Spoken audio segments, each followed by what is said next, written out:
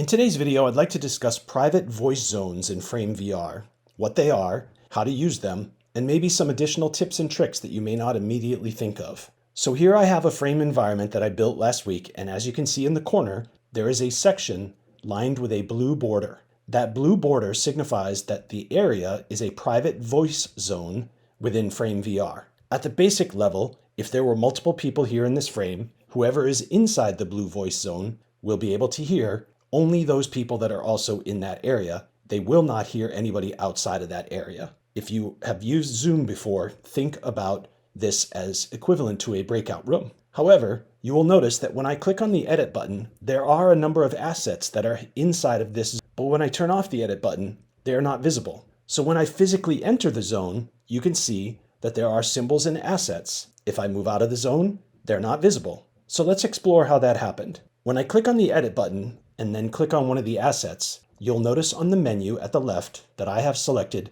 Make Private to Zone. So if you exit the zone, you will not be able to see those assets, and if you enter, they become visible. So let's go explore the next one. As I enter the zone, some of the symbols and some of the material on the wall becomes visible. But as you can see, if I look around the other voice zones, they appear to be empty. As I travel from one to the other, there are assets inside of each zone that are private. I set this up to be an example of a learning stations model so that participants in the class would be expected to go from station to station, and I believe that there is added benefit to not being able to see the assets. You do not, of course, have to do this. It is optional, and you can add the assets and have them visible from anywhere in the frame environment. So I'm going to go out of this voice zone and add a new one. When I click on the plus and choose voice zone, you can see that the space is signified by a green area. You can make that larger or smaller by clicking on the corners. Also, if you would like to have the blue border not visible, you can lower that below the floor surface, and that way participants won't be able to see that there is a voice zone. So one way to hack this